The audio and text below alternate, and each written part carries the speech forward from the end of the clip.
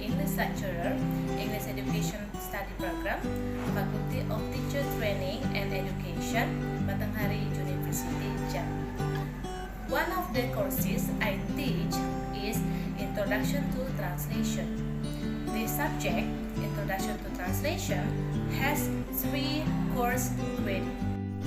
Okay, today I will explain about technique of teaching with DIA, delivery, interactions, and assessment method that I use in teaching Introduction to Translation. Well, before I explain this technique and method of teaching this course, I will explain descriptions, mode, and outcome of this course. Okay, description of the course. Alright, translation is the processes, the method used to convey the meaning of the source language into the target language. This is the written and spoken expressions of the meaning of the word, speech, book in other language. The course aims at providing concept of theoretical background, method, technique, and translation.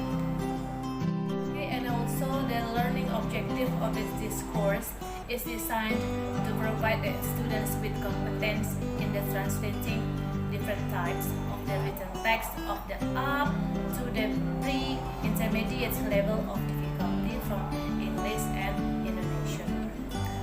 After fulfilling the learning objective above, the students are expected: number 1, understand the meaning and the types of the translation.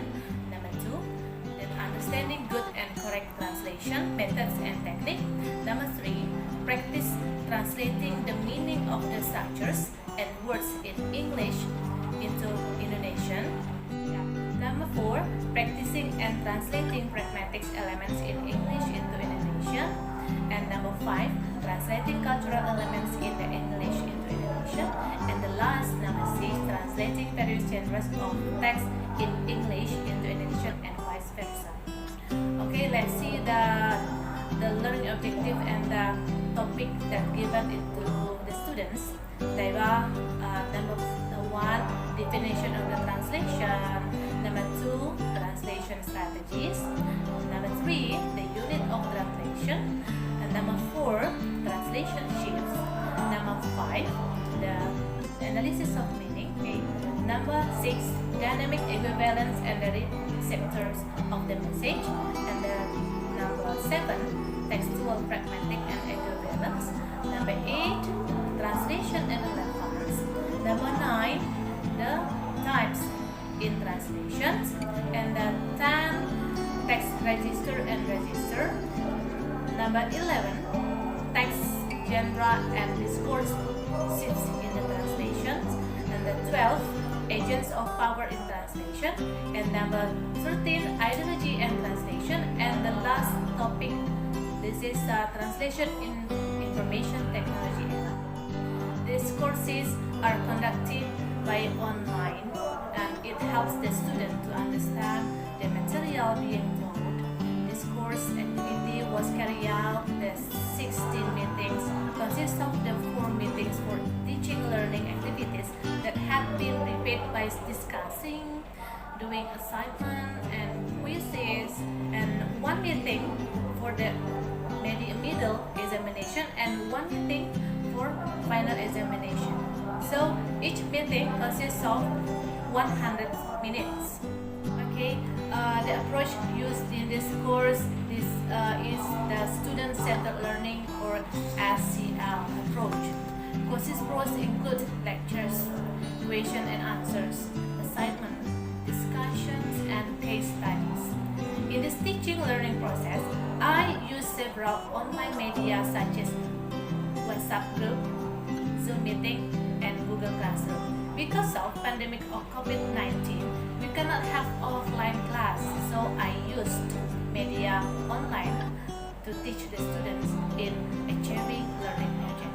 I will explain the technique that I use teaching technique in Introduction to Translation. I use DIA, delivery, interaction, and assessment, and I want to explain one by one.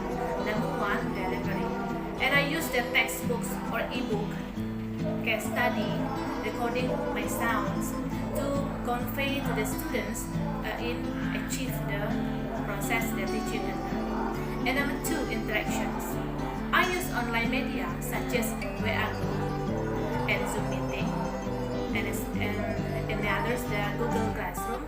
Because of pandemic COVID-19, we cannot have offline class, so we just use the media online. And number 3, assessment. Assessment. This is the evaluation. In this course is seen from attitudes, quizzes, middle examinations, and final examination. General skill and special skills. This is the assessment of attitudes is given 15%. The assessment for quizzes is given 10%, and middle examinations assessment is 10%, and final examination this is 20%, the general skills 20%, and the last assessment is just a special skills. There are some big one. This is 25%. Okay, next I will like to present one of the material that I teach to the students related to the course. It is about translation shift. I use recording my sounds about this material for the students, and then I send it to the Google Classroom, and so they can listen my sounds to understand this material. Here it is the example of my recording. Here we go. Well, I want to explain or tell you about one of the material that I give to the students, and that is the translation shifts. Okay, we have to know that shifts is some changes occurring in the translation process. So it means that the changing of the form when it's translated from the source language into the target language. And then the translation shift is also the small linguistic changes that occur between source text and the target text. Okay, next there are 4 types of shifts provided by Catford 1965, and he divided into 2 major types, namely set level shifts and the category shifts. Okay, let's see. The category shifts consist of the structure shift, class shift, unit shift, and intra-system shifts. Okay, there we go. We have to explain one by one. This is a types of the shifts in translation shifts. Level shifts. Level shifts occurs when an item at one linguistic level in source language has its translation equivalents at different level in target language. And also, the level shifts is the only possible level shift in translation is the shift from grammar to lexis as in the translation with English. Okay. For example, in English, he is eating a noodle soup. Translated to Indonesia, and it means that dia sedang makan mie rebus. Okay, where is the grammatical structure of English presented continuous tense, subject plus verb, subject plus to be plus verb ing, and is translated to Indonesia lexicon sedang. So, another example like source language, I am working hard, and in Indonesian or target language, this saya sedang bekerja keras. So, it means that the sedang in here, this is used the present continuous tense. This is subject A, and am this is to be, and working this verb E. Next, the second example. This is I have worked hard. This is a source language. So in the target language, this is Saya sudah bekerja keras. So it means that the sudah here, it means that it is used the present perfect. Yeah, present perfect have worked. Have I subject, and have this is have plus verb 3, this is to be or verb 3, and hard this is adjective. So sudah it here means that have worked. Okay, let's see the category shifts. This is have 4 shifts here. This is a structure, that is structure shifts, class shifts, unit shifts, and intrasystem shifts. So I want to explain one by one. Okay, before that, in order to understand more about category shifts, it also should be discussed about this classification of category shifts. The category shifts here, this is divided into the 4 also that I explained before. So the explanation then will be given in the next class. Okay, next, the structure shifts. The first shift in category shift, this is the structure shift. Okay, structure shifts grammatically occur that any rank. In a rank, this is a grade of the language or word. So in the language, where word phrases, clauses, or sentences in the source language has in translation equivalence with the same rank in target language, so only their structure are different. So for example, a beautiful woman. Yeah, a beautiful woman, this is adjective. Adjective plus noun.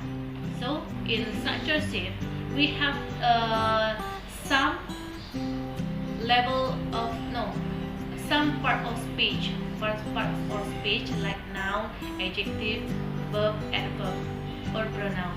So we have to see the situation that there are 2 languages which have different element of the structure. So we have to use the suitable word to make the phrase, like a beautiful woman. So we use the beautiful as adjectives and woman as noun. Okay. For example, I wash myself. Okay, this is myself here. Wash myself. This is a phrase. So in Indonesian, in target language in Indonesia, this is mandi. I think it's different language and different structure, right? In English, we have wash them myself. So in Indonesian, this is mandi. So the structure, this is different. Okay, next, for example, the source language, this is the book is on the table. So the book here, this is used to element of the language or structure. This is the and book.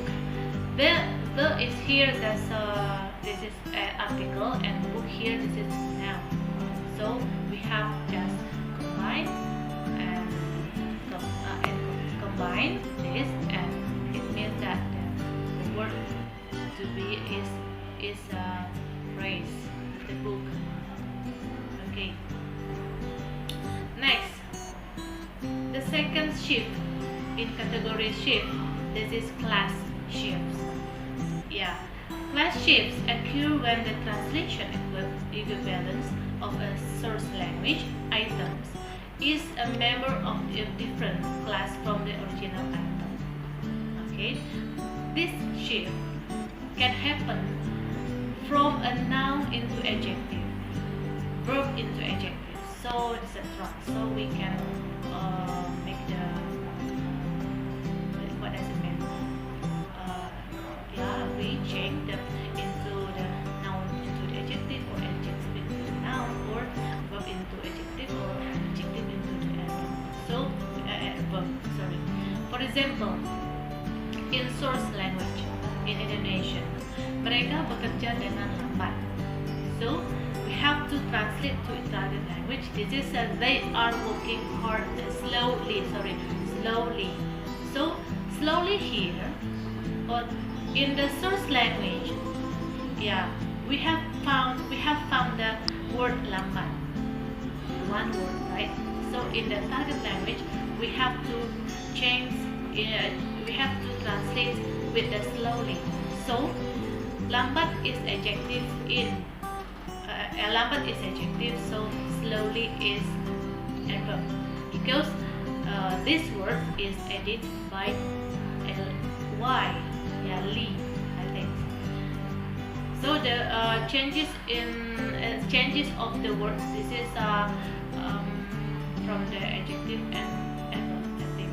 So in the second example, so in source language, mereka melawan teroris dengan gigi. Indonesians, I think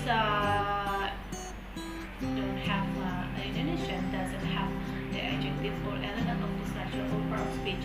This is adjective for verb, adverb, noun, or etc. So in English, we have to translate they oppose the terrorists resolutely.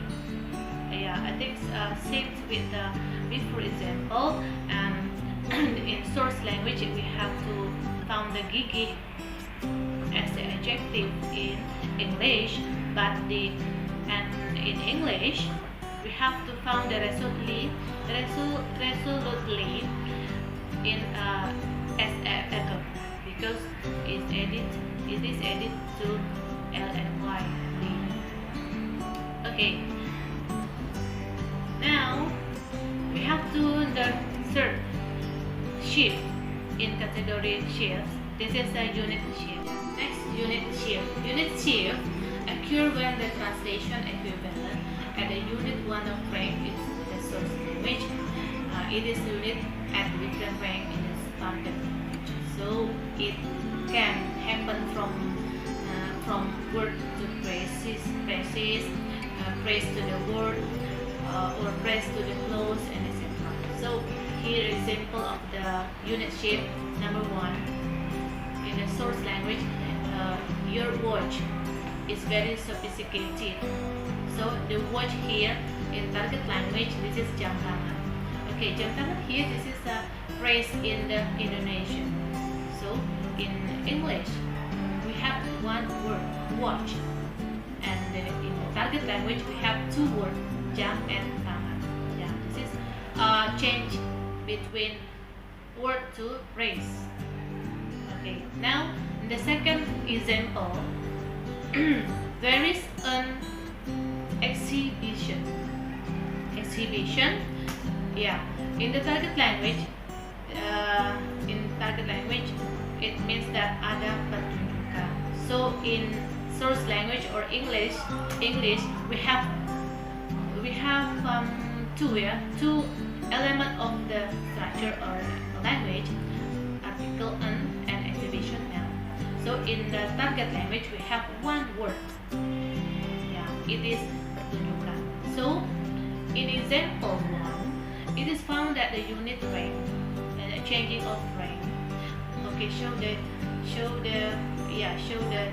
in the target language and etc. And in the second language like this. And the fourth shift, that is intrasystem shift.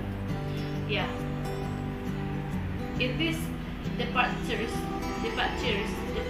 from formal correspondence, where a term operating one system in the source language, as it is the translation equivalent, different from non-corresponding system in the target language. So the shift occur internally with the system. And also the intrasystem shift is the shift occur internally within the system. That is for those cases where the source language and the target language possess system which the exterminately correspond formally as their constitution, but is it doesn't occur when translation involves the selection of non-correspondent term in the target system. Yeah, I think it means that they are singular and plural. In the system is one of the two terms, plural and singular. Yeah. For example, in the number 1, in source language, Balinese people go to the exhibition. And the target language, orang Bali menonton pertunjukan itu. So the changes of position of the sentence or word. Yeah, in the source language we have Balinese people. Balinese in front and people in after this word. In the target language we have the orang Bali. Orang Bali, orang, this is the people. Yeah, in the target language, orang in the first position as the subject, and Bali as the second position, like the second word or phrases of in target language. Okay, in the last shift or the category shift, this is a intrasystem shift. That is the shift occur internally within the system.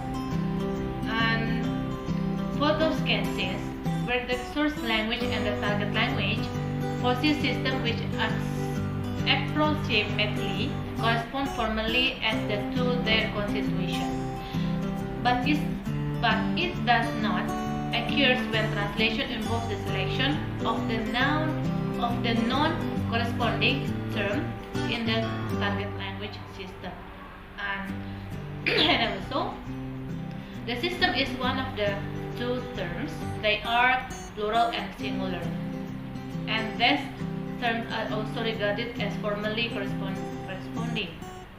Okay, for example, there are two examples here.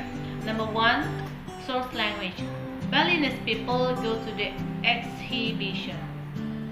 And the target language, orang Bali menonton pertunjukan itu.